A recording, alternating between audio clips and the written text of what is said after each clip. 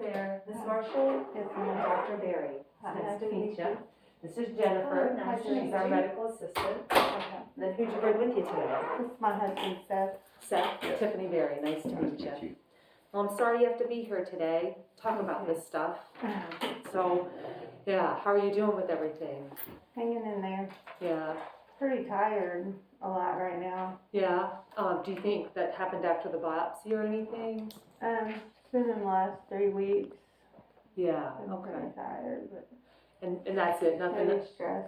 Maybe stress. Any other symptoms you've been having I'm pretty sore all throughout there. from the biopsy or before? It's been since the biopsy. Since the biopsy. Okay. Pretty normal. Pretty okay. So I've got a little sheet here. I'm going to talk to you about draw you some pictures and have a little to-do list at the bottom. Okay. Before I get started, though, I do need to examine you and Okay. make sure I got the right person. So tell me your first name and date of birth. Tanya Marshall, 6675. Very good. Let's get you up here. Okay. Can Seth stay while we do all this? Yeah, I've seen it on before. All right, fair enough.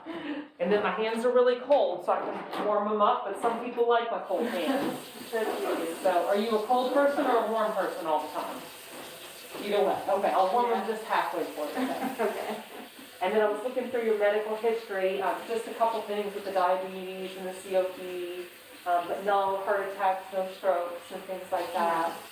And then I think we have genetics scheduled here in the next couple days for you too. So I'm glad to see that, because you do have some family history where we're starting to see some patterns develop. Mm-hmm. So that'll tell us if you have this breast cancer gene. They'll also potentially look for other genes for other cancers too. Okay. Have you thought about what surgery you might want to do? If I could get them both gone, I'd just do that. Do that. Gotcha. Fair enough. So I wouldn't have to do it again, hopefully. I'll talk to you about all the pros and cons. I don't think that's unreasonable based on your family history of things. Okay. But we'll kind of go through, it's a bigger surgery, high risk of complications. Really, you're the one driving the bus with all that. So Okay. go ahead and lay back there for me and put your legs up here. Then Jennifer, I always stand on the right side of the page, so I'll switch places. I'm sorry, You're it's good. that whole computer thing's in the way too. Then hands over your head. So they built this building with this breast center. They had extra space after building the imaging center, so they're like, oh, we finally get to make a breast clinic. But we got rooms that were not the right size for surgeons doing biopsies and things like that, so. And then my guess is I can't really feel anything on that, cancer side, because these are more calcium deposits that they saw. Before you had the biopsy, could you feel anything? No, ma'am. Okay, and no bruising and stuff. Looks good. All right. Yeah, I'm trying to be a little gentle with you here, but I'm not feeling anything either, so that's good. All right. Let's get you off this table here. Okay. Thank you. There we go. Sit you on up. Watch you do those. Come on down here, my side. And don't have a seat there. So from what we're seeing, it looks like this cancer is inside of the pipes of the breast, the ducts of the breast. It's probably the whole same process going on together where they did the 2 biopsy sites, but they saw something a little different in terms of what they are seeing in the cells in the wall of the duct. So inside the pipe for both of them, they're seeing these not regular cells lining the wall, but rather these misshapen cancer cells. Now, in one of the spots, the little cancer cells have busted through or invaded across the wall of that pipe or that duct. In the other sample, they have not. Now, it's probably all part of the same process and probably a combination of the 2 things where this little cancer is traveling through the ducts, and in some spots it kind of invades across and in some spots it doesn't. So a whole combination together in this 6.5 centimeter area. And because it's a larger area, so about this big, that's when it gets a little tricky to try to save the breast. So we'll kind of talk about that a little bit. Really the invasive component though is the one that trumps the in situ part where it hasn't busted through the wall of the ducts. Okay. So we stage you based on this invasive because that's a little bit more of a bigger step where it's come across the wall of the duct. So invasive, since it's invading across ductal carcinoma. Now, it's hard to tell what stage you are because we don't know the official size of the largest part of that invasive component. Likely still early stage. If I had to guess, probably stage 2 is what I would say. But that's only a guess because we officially have to do surgery to know for sure. Okay. Now, in terms of how the tumor behaves to medicines, we know that the tumor is sensitive to both estrogen and progesterone, what we call hormone fueled or fed. And that's a good thing because the oncologist has a medicine that they can give you that helps to block that estrogen from floating around and stimulating the cancer cells. Okay. Now, it also doesn't have this little protein on it called the HER2 protein, which we sometimes have to give chemo against. So if I get to pick all of these receptors, how it behaves to the medicines, this is exactly what we want to see. It has the most favorable prognosis. Okay. Now, we don't know about chemo yet. It's too soon to tell. You're young, pretty healthy. You're going to benefit a lot from chemo. It's all going to hinge on what the lymph nodes look like, which we'll get into, or how big the tumor is. So Okay. too soon to tell about all that. Most people just go ahead and meet with the oncologist after the surgery. Sometimes people want to beforehand, and that's okay too. But it's hard for them to always know what to tell you until the Right. surgery comes back.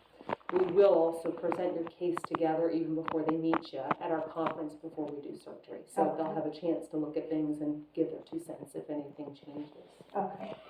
So as far as the surgery goes, I'll go through the 2 choices and then we'll kind of figure out what's best for you. Okay. One is save the breast and do a lumpectomy. Because this is so large, if we were going to do that, I would want you to get in with a plastic surgeon to talk about whether we could steal a lot of tissue away and then they put the breast back together like doing a breast lift or a breast reduction. And if I tried to just take that big large area, I'd have to get not only the 6.5 centimeters, but a centimeter in all directions as well. So I'd be stealing quite a bit of tissue away. It wouldn't look right if I tried to just put it all back together. Right. So the plastic surgeon could do that breast reduction at the same time if that's kind of what you were hoping for with it. Now, in terms of the mastectomy, that's the other option where we just remove the breast altogether. We'd also get you in with a plastic surgeon if you were interested in reconstruction. Okay. Does that sound like if you did? Yeah. Yeah. So let's get you to talk to Dr. Thornton, Okay. and we'll try to get you an appointment with him before you leave here today. Sometimes he can even see you today. I'll ask and see what Okay. they say. Okay. So with the lumpectomy, if we were to save the breast, we'd have to do the lift at the same time. So we call that an oncoplastic reduction. I'll just say with reduction, if we're going to go that route with it. It is a package deal with radiation, if you want to do as well as someone that removes the breast. Okay. However, radiation is also recommended if the tumor is more than 5 centimeters. Now, that means the invasive kind. Okay. So that's something in your case, potentially, even if we remove the breast, we may be looking at radiation. Okay. And that's something that doesn't always jive real well with doing a reconstruction. Because once you get radiation with the other side, things never quite match. Because that Right. breast always kind of acts like it's in a bra. It's that radiation changes things for you. So for radiation, they're kind of arch enemies of plastic surgeons with those guys. But that's something when Dr. Thornton sees you, it'll be in my notes, but it's important for him to know from you that potentially the radiation would happen. And that way he can tell you about the risks and how things might look for your particular case. Okay. We don't know yet. This could be a very small area of invasive and the rest DCIS and we're done, no more radiation. We just don't know. And with it being that full extent, it's going to be something where it's possible for you. Right. And then as far as the choice between the surgery, what we know is that the survival rate is the same. So another way to say that is removing the breast does not help you to live any longer. Okay. The recurrence risk, or how often the cancer comes back, is different between the two, but not by that much. So another way to say that is, yeah, cancer can come back even if we remove the breast about 3% of the time at a decade if we remove the breast, and it's about 8% of the time if we save the breast. Okay. 3% and 8% are not very different from each other, so both are considered standard of care options for you. Okay. Now, when I talk about that, after hearing from you earlier and kind of going through some of the data, Are you still kind of leaning toward the mastectomies? I think so. Fair enough, yeah, fair enough, not a problem, yeah. Sorry. Yeah, no, it doesn't bother me at all. So these are, it's your choice. You have to live with these decisions. Long term, my job is just to tell you, this is what this path looks like and this is what this path looks like. Okay. And with your family history, it's not unreasonable to move forward with that. Still won't help you to live any longer, as long as people understand that and they got their head around it, I'm totally on board with it. Yeah. Sometimes Dr. Thornton will want me to save the nipple and do a nipple sparing mastectomy. I would say we would be pushing the limits on being able to do that safely and keep the blood supply to the nipple. I'll let him take a look at you with things, but I'm worried that that breast may be too large to do that. I can do it, I'll just have to make larger incisions to remove the breast from there. You'll have to ask him, and he'll talk to you about this, whether the nipple will end up in the right place. So really kind of pushing the bounds with it, but it's not out of the box. And then just whatever he feels like will look the best. From a cancer standpoint, as long as there aren't any cancer cells underneath the nipple, and as long as the nipple can live off of the blood supply coming from the skin alone, then it's safe to save it. So I will go and take the tissue underneath the nipple if we don't remove it outright with the mastectomy. And when we do that, I often will hide the incision under here, whereas if we go ahead and remove the nipple, we usually make an incision up here across to remove the nipple. And then that incision, or the other one, will allow me to get to the lymph nodes as well. So they're kind of the cleaner system of the body, draining anything that's coming from the breast. And the ones that drain the breast are like a bunch of grapes that live under the armpit there. And I'm going to pluck the first few grapes off the bunch that drain the breast. So while you're asleep, I'll inject a blue dye and a radioactive substance into the breast. It doesn't tell me if there's cancer or not, it just shows me that map of how the breast drains. And if all of the lymph nodes are okay, which hopefully they are, then nothing else needs to happen with the rest of the grapes. But if there's a lot of cancer in the first few grapes, then there would be a second surgery to go back and take the full packet of grapes. That's called an axillary dissection. The more and more lymph nodes I take, the more and more chance you have of permanent swelling of the arm called lymphedema. So the whole name of the game is to try to take as few as possible. We used to find out while you were still asleep, but we found we were doing too many of these bigger surgeries. So now we wait for all the results to come back, because there's usually some other treatment that takes the place of this, and then we never had to even remove more and put you at risk for that higher chance of lymphedema. And then anytime we do surgery, I don't expect these things to happen, but gotta tell you about them. There's a risk of bleeding, pain, infection, risks of the anesthesia to your heart and lungs, and then need for more surgery. Doing the mastectomy is pretty rare that we'd have to go back and do something different unless there were cancer cells under the nipple or something like that. It's pretty rare we have to go back and remove lymph nodes. That happened to, I think, 3 people out of the 400 surgeries we did last year, so pretty uncommon. So that's what I know about all the cancer stuff, if that wasn't enough for you with it. And we will give you a copy of this, but I'm going to transition now talking about how the surgery works. But any questions about this before we move on to the next step? Not so far. Okay. Any questions for me, Seth? Okay. All right. So in terms of how things go, most of your follow-up is going to be dictated by Dr. Thornton. And so he'll be the one to release you back to full activity. That's usually about 4 weeks. You'll have drains in place that stay in for up to 3 weeks. Usually between weeks 2 and 3 is when the drains come out that you start to drive again. Kind of gives you an idea how people are doing with things. For the first 4 or 5 days, most people take pain pills, so you're kind of moving kind of slow that first week. But after the 2-week mark, you're kind of ready to start getting out and driving and stuff. And it's usually a series of operations, so not usually just one to do the reconstruction, but a series. So he'll talk to you about that as well.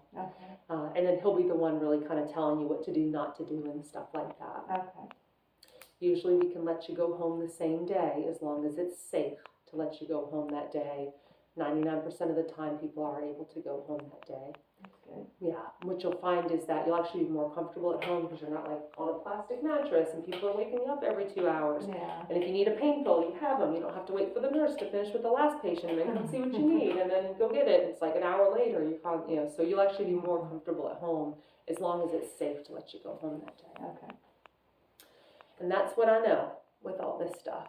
So in terms of timing, we'll get you over to see the plastic surgeon and then coordinate our schedules together to pick a time and date. Sometime within the next month or so is Okay. kind of the safety window with all of it. Okay.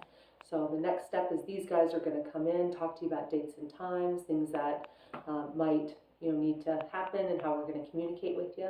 Okay. And then I'm always here if you need another appointment with me. So Okay. if you get home and wheels come off and you don't know what to do, just call and make another appointment. Most people are on autopilot at this Okay. point. Yeah. So all in all, still early stage, so no reason to think you won't do very well from all this Okay. stuff. But we got a lot of hoops to jump through to get you guys healthy again with all of it. Sounds good. So here we go. We're ready. We're ready. All right, let me go find out. In the worst. And not having a plan and all that stuff, Right. yeah. What they say is that the anxiety level usually drops after kind of nailing it down Yeah. on what we need to do. So, Yeah, we're both planners, so yeah, gotcha. we're like, we don't know what to do. Just kind of lingering, Yeah. Well, we'll get you sorted out as quick as we can with things. I'll find out if they can get you an appointment with Dr. Thornton sometime very soon, okay? Okay. Thank you so much. You're welcome. Is there anything else I can do for you guys before I step out? Okay. All right. It's nice to meet you. Nice to meet you too. Nice to meet you. Highly recommended. Oh, thank you. I appreciate that. So we'll take good care of you. I appreciate it. All right. Good to meet you, Seth. Nice to meet All right. Okay. Have a good day. Thank you. We'll see you guys soon. You go ahead and get dressed, okay? Okay. You finished with this? Yes, ma'am. Okay, thank you.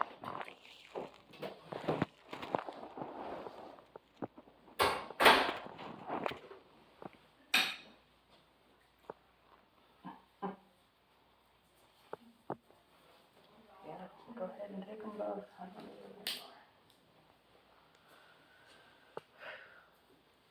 You might have a tattoo nipple with them. Hmm. Brenda had to get a tattoo nipple.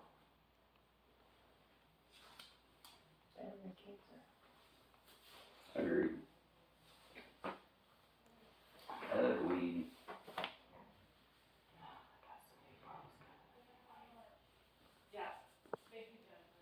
Because these,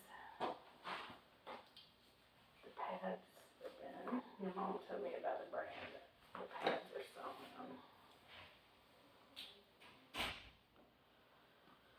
okay. Think your dad would feel like picking up little bitches? What time is it? I think 12:30. is it? I don't know.